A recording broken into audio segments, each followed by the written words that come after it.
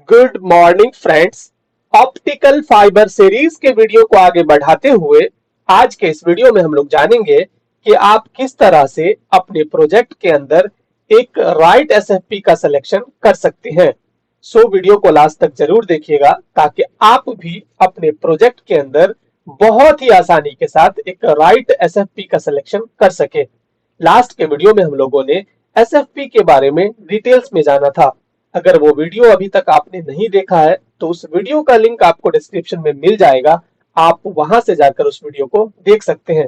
अगर आप मेरे चैनल पर नए हैं तो प्लीज हमारे चैनल को भी सब्सक्राइब कीजिए ताकि आपको इस तरह की और भी इंफॉर्मेटिव वीडियो मिलती रहे। तो चलिए without wasting any more time video को शुरू करते हैं।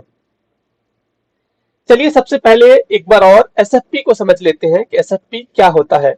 एसएफपी को स्मॉल फॉर्म फैक्टर प्लेगेबल, जिसको शॉर्ट में एसएफबी भी कहते हैं।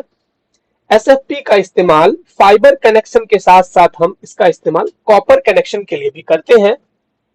एसएफपी जो है वो बेसिकली क्या करता है, ऑप्टिकल सिग्नल को कन्वर्ट करके आपको इलेक्ट्रिकल सिग्नल प्रोवाइड करता है या फिर डिजिटल सिग्नल प्रोवाइड करता है। एसएफपी का इस्तेमाल हम लोग स्विचेस के साथ, राउटर के साथ या फिर सर्वर के साथ या फिर मीडिया कन्वर्टर के साथ या फिर आप इसका इस्तेमाल किसी भी नेटवर्क डिवाइसेस के साथ इसका इस्तेमाल कर सकते हैं। चलिए अब हम लोग अपने मेन टॉपिक पे आते हैं कि जब आप एक एसएफपी का सिलेक्शन करते हैं तो आपको किन किन चीजों को ध्यान में रखते हुए एक एसएफपी का सिलेक्शन करना चाहिए। सबसे पहला है नो योर कनेक्शन टाइप। सबसे पहले आपको जानना है कि आप जो का जो कनेक्शन है वो फाइबर कनेक्शन है या फिर आपका कॉपर का कनेक्शन है। अगर आपका फाइबर का कनेक्शन है तो आपको फाइबर एसएफपी का इस्तेमाल करना है। अगर आपका जो कनेक्शन है वो कॉपर का है तो आपको उस केस में कॉपर एसएफपी का इस्तेमाल करना है। चलिए अगला पॉइंट क्या है, अगला पॉइंट आपको जानना है कि आपका जो सिंगल मोड है या फिर मल्टी मोड फाइबर केबल है। आपको पता चल गया कि आपका जो केबल है, जो आपका कनेक्शन है वो फाइबर का है, तब आपको पता करना है कि आपका जो केबल है वो सिंगल मोड केबल है या फिर मल्टी मोड केबल है।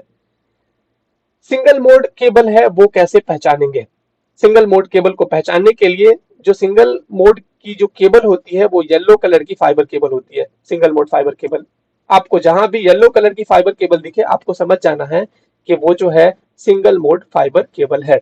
उसके बाद अगला भाई मल्टी मोड फाइबर केबल को, एमएमएफ को कैसे पहचानेंगे? मल्टी मोड फाइबर केबल को पहचानने के लिए क्या है, या तो वो ऑरेंज कलर का होगा या फिर एक्वा कलर का होगा। आप स्क्रीन के ऊपर देख सकते हैं। अब आपको पता चल गया कि मेरा जो केबल है वो सिंगल मोड फाइबर है, तो वैसे केस में सिंगल मोड के केस में आपको सिंगल मोड फाइबर एसएफपी का इस्तेमाल करना है। अगर आपके पास मल्टी मोड केबल है तो आपको मल्टी मोड एसएफपी का इस्तेमाल करना है।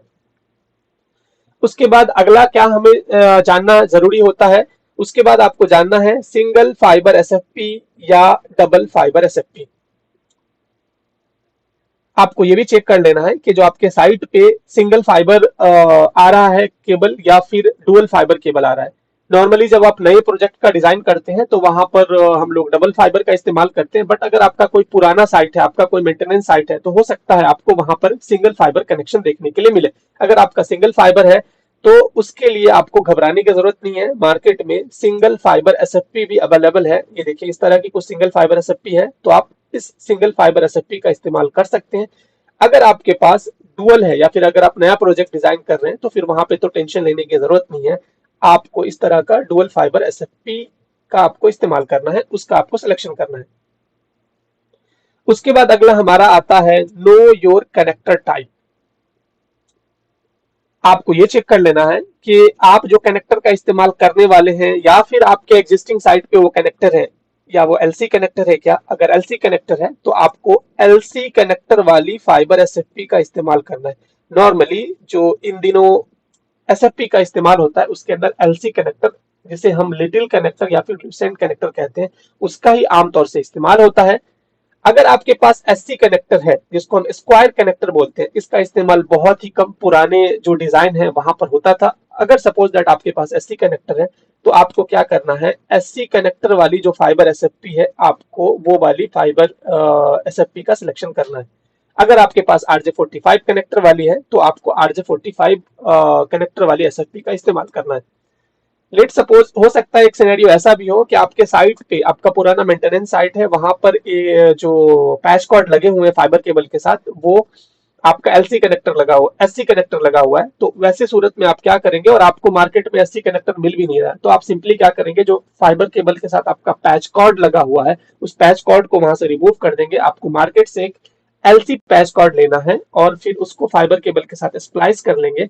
अब आपके पास आउटपुट पे जो कनेक्टर है वो एलसी कनेक्टर है, और एलसी कनेक्टर फिर आप एलसी, उसके बाद क्या करना है आपको, मार्केट से एलसी वाली जो एसएफपी है, जो मार्केट के अंदर इजीली अवेलेबल है, इन दिनों हम लोग एलसी वाला यूज करते हैं, वो एसएफपी को लेकर आपका काम कर लेना है। तो इस तरह से करके आप एसएफपी का चूज कर सकते हैं। उसके बाद अगला आता है बेस्ड ऑन डिस्टेंस रिक्वायरमेंट। आपका जो डेटा का ट्रांसमिशन है वो कितने डिस्टेंस के लिए करना है, क्या आप शॉर्ट डिस्टेंस के लिए डेटा का ट्रांसमिशन करना चाहते हैं या फिर लॉन्ग डिस्टेंस के लिए डेटा का ट्रांसमिशन करना चाहते हैं, ये भी जानना बहुत जरूरी है। अगर आप शॉर्ट डिस्टेंस के लिए ही डेटा का ट्रांसमिशन करना चाहते हैं, like 200 meter, 300 meter, 400 meter, 500 meter, तो उस केस में क्या है, आपको जो शॉर्ट डिस्टेंस वाली जो एसएफपी मॉड्यूल है वो आपको सिलेक्शन करना है, क्योंकि एसएफपी की कॉस्ट होती है, जैसे जैसे आप जिस टाइप की आप एसएफपी मॉड्यूल लेंगे तो उसका अपना कॉस्ट होता है। लॉन्ग डिस्टेंस वाली आप एसएफपी का सिलेक्शन करेंगे तो आपका उसको कॉस्ट ज्यादा होगा। दूसरी बात, अगर आपको शॉर्ट डिस्टेंस के लिए डेटा का ट्रांसमिशन करना है तो आपको क्या करना है, मल्टीमोड फाइबर केबल का इस्तेमाल कर लेना है, और उसके साथ हम क्या करेंगे, मल्टीमोड की जो एसएफपी है उसका सिलेक्शन हम कर लेंगे। अगर हमको लॉन्ग डिस्टेंस ट्रांसमिशन करना है, like 20 kilometre, 40 kilometre, 100 kilometre, 120 kilometre, तो उस केस में आपको क्या है कि जो लॉन्ग रेंज वाली एसएफपी है, जो सिंगल मोड की एसएफपी है, उसका आपको सिलेक्शन करना है। तो आपको डिस्टेंस का भी, एसएफपी को सिलेक्शन करने के दौरान आपको डिस्टेंस को भी ध्यान में रखना है। उसके उसके बाद अगला आता है बेस्ड ऑन वेवलेंथ। अगर आप फाइबर केबल यूज कर रहे हैं तो उसमें अलग अलग जो एसएफपी की जो वेवलेंथ होती है, 850 नैनोमीटर जो शॉर्ट डिस्टेंस के लिए, जिसके अंदर मल्टीमोड फाइबर केबल का इस्तेमाल होता है। उसके बाद 1310 नैनोमीटर 1310 जो लॉन्ग रेंज के लिए इस्तेमाल होता है, जिसके अंदर हम सिंगल मोड फाइबर केबल का इस्तेमाल करते हैं। उससे और भी ज्यादा लॉन्ग डिस्टेंस डेटा का ट्रांसमिशन करना है तो जो हमारा वेवलेंथ होता है 1550 नैनोमीटर, जिसके अंदर हम सिंगल मोड फाइबर केबल का इस्तेमाल करते हैं। तो आपको ये भी चेक कर लेना है कि आपका जो डिवाइस है, आप उसकी वेवलेंथ क्या है। उसके बाद अगला बहुत ही इंपॉर्टेंट है कि choose what speed you need. आपने जो डिजाइन किया है, आपको कितना स्पीड चाहिए, आप अपने स्पीड के हिसाब पे एसएफपी मॉडल का सिलेक्शन कर सकते हैं। अगर आपको स्पीड अप टू 1 जीबीपीएस तक का चाहिए तो उस केस में आप एसएफपी मॉडल का सिलेक्शन कर सकते हैं। अगर आपको स्पीड अप टू 10 जीबीपीएस तक का चाहिए तो उस केस में जो आपको एसएफपी प्लस वाली ही मॉड्यूल आपको सेलेक्ट करनी है। अगर आप एसएफपी मॉड्यूल लेते हैं तो आपको सिर्फ 1 जीबीपीएस मिलेगा, 10 जीबीपीएस तक का स्पीड आपको नहीं मिलेगा। अगर आपको उससे भी ज्यादा स्पीड चाहिए अप टू 25 जीबीपीएस तो आपको एसएफपी 28 वाला जो मॉड्यूल है, एसएफपी मॉड्यूल, उसका आपको सिलेक्शन करना होगा। अगर इससे भी ज्यादा हायर स्पीड चाहिए तो वो वाले भी एसएफपी मॉड्यूल अवेलेबल है, आप उसके हिसाब से एसएफपी मॉड्यूल का सिलेक्शन कर सकते हैं। अगला जो ये भी पॉइंट बहुत ही इंपॉर्टेंट है, चेक योर डिवाइस कॉम्पेटिबिलिटी। जब भी आप एसएफपी परचेज करें तो आपको सबसे पहले चेक कर लेना है कि उस एसएफपी को आप इस्तेमाल कौन से डिवाइस के साथ करेंगे, कौन से राउटर के साथ यूज करना है, कौन से स्विचेस के साथ यूज करना है, कहां पर आपको उसका यूज करना है, और हम जिस डिवाइस के अंदर यूज करेंगे क्या वो एसएफपी उस डिवाइस के साथ कॉम्पेटिबल है कि नहीं। तो आपको उसकी कॉम्पेटिबिलिटी भी चेक कर लेनी है, क्योंकि बहुत सारे डिवाइस हैं जो ओरिजिनल एसएफपी को सपोर्ट करती है और बहुत सारे डिवाइस हैं जो लोकल एसएफपी को भी सपोर्ट कर जाती है, जो थर्ड पार्टी एसएफपी को। तो ये चीज आपको डिवाइस की एसएफपी की कॉम्पेटिबिलिटी को जरूर चेक कर लेनी है एसएफपी परचेज करते वक्त। उसके बाद अगला आता हमारा चेक योर ऑपरेटिंग एनवायरनमेंट। ये क्यों जरूरी है भाई, देखिए दो तरह की एसएफपी हम लोग इस्तेमाल करते हैं, इंडोर एसएफपी या तो आप सर्वर रूम के अंदर या फिर कंट्रोल रूम में आप इस्तेमाल करते हैं, एक होता है आउटडोर एसएफपी। आउटडोर एसएफपी का इस्तेमाल आप फील्ड में करते हैं, खास तौर के जो जीसीसी कंट्री है, गल्फ कंट्री है, वहां पर आउटडोर की जो टेम्परेचर है बहुत ज्यादा होती है। चलिए, अगर आपने यहां तक वीडियो देख लिया है तो आपके लिए कुछ बोनस टिप्स भी है। जब भी आप एसएफपी परचेज करें तो हम रिकमेंड करेंगे कि आप ट्रस्टेड ब्रांड्स वाली ही एसएफपी परचेज करें। ऑफ कोर्स जब आप ब्रांड ट्रस्टेड वाली एसएफपी, जेन्युइन एसएफपी परचेज करेंगे तो उसका कॉस्ट बहुत ज्यादा होगा, बट आपका अगर कुछ सेंसिटिव साइट है, आपका डेटा इंपॉर्टेंट है, तो हम आपको रिकमेंड करेंगे कि आप ट्रस्टेड ब्रांड और जेन्युइन एसएफपी का ही परचेज करें। उसके बाद अगला आपके लिए टिप्स है कि do not mix single mode and multi mode. आप दोनों इंड पे, अगर आपका सिंगल मोड का डिजाइन है तो आप दोनों इंड पे सिंगल मोड की एसएफपी यूज करें, ऐसा ना कि एक इंड पे सिंगल मोड दूसरे इंड पे मल्टी मोड। इस चीज का भी आपको खास ध्यान रखना है। उसके बाद अगला, करेक्ट केबल्स एंड कनेक्टर्स। आप सही केबल का सिलेक्शन करें, उसके साथ साथ सही कनेक्टर का इस्तेमाल करें। आज के वीडियो में बस इतना ही। इस वीडियो से रिलेटेड अगर आपका कुछ क्वेश्चंस हैं, कुछ सजेशंस हैं, या फिर अगर आपका कुछ डाउट्स हैं तो आप हमें कमेंट कर सकते हैं।